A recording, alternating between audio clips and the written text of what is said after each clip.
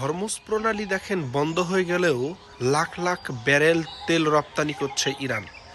Iran কিন্তু Hormuz প্রণালী ঠিকই ব্যবহার করছে, কিন্তু যুক্তরাষ্ট্র এবং ইসরায়েলকে শুধু ব্যবহার করতে দিচ্ছে না।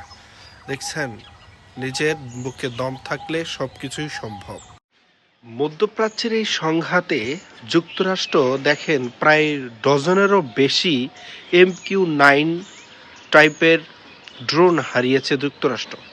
আমার কেন জানি মনে হচ্ছে যুক্তরাষ্ট্রে এই যুদ্ধে সবচেয়ে বেশি ক্ষতিগ্রস্ত হয়েছে, সাথে ইসরায়েলও।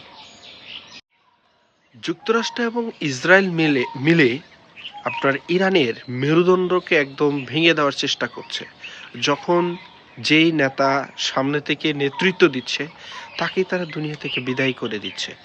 আসলে এটা একটা সভ্য জাতির বা একটা আদর্শ জাতির কখনো লক্ষ্য হতে পারে না, যেটা যুক্তরাষ্ট্র এবং ইসরায়েল করে দেখাচ্ছে।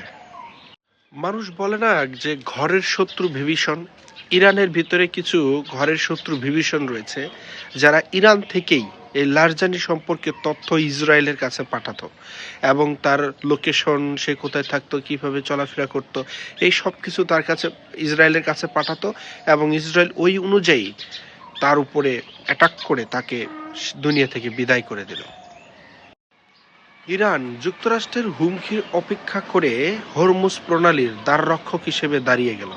কারণ হরমুজ প্রণালীটা হচ্ছে ইরানের জন্য একটি অন্যতম একটা গুরুত্বপূর্ণ জায়গা, যেটা দিয়ে সারা পৃথিবীর লাখ লাখ ব্যারেল তেল রপ্তানি হয়। উপসাগরীয় অঞ্চলের 5টি তেল কারখানা খালি করতে বলল ইরান। আর কি কারণে খালি করতে বলল, কেন বলল, এটা আপনারা সবাই জানেন। কারণ খালি করার অর্থ হলো সেখানে আমেরিকার কিছু ঘাঁটি রয়েছে, তার উপর মিষ্টি ফেলা হবে। এরকম কত খবর আর চাপা দিয়ে রাখা যায়।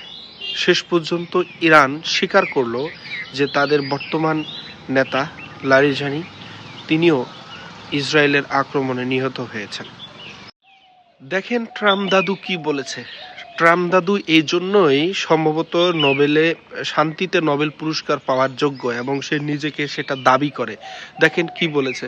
বলেছে যে সবচেয়ে বেশি যুদ্ধ কম চাই হচ্ছে আমি, আর অন্য সবাই বেশি বেশি যুদ্ধ চায়। কথা শুনছেন এই পাগলের?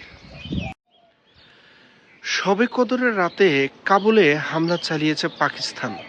পাকিস্তানের এই আচরণকে অনেকে ইসরায়েলিদের মতো আচরণ বলে আখ্যা দিয়েছেন। আপনারা এটাকে কি বলবেন অবশ্যই কমেন্ট বক্সে লিখবেন। আলহামদুলিল্লাহ, আলহামদুলিল্লাহ। সবাই ভিডিওটাকে সর্বোচ্চ শেয়ার করে দিন। তারপর কি হচ্ছে আমি বলতেছি। বিষয়টা হলো, ইসরায়েলের সকল ক্ষেপণাস্ত্র বা অস্ত্র ভান্ডার কমে যাচ্ছে, আর এদিকে ইরানের যে ক্লাস্টার বোমা, এই ক্লাস্টার বোমার কবলে পড়ছে হচ্ছে ইসরায়েল। তারা এখন এদিক ওদিক হাহুতাশ খাচ্ছে।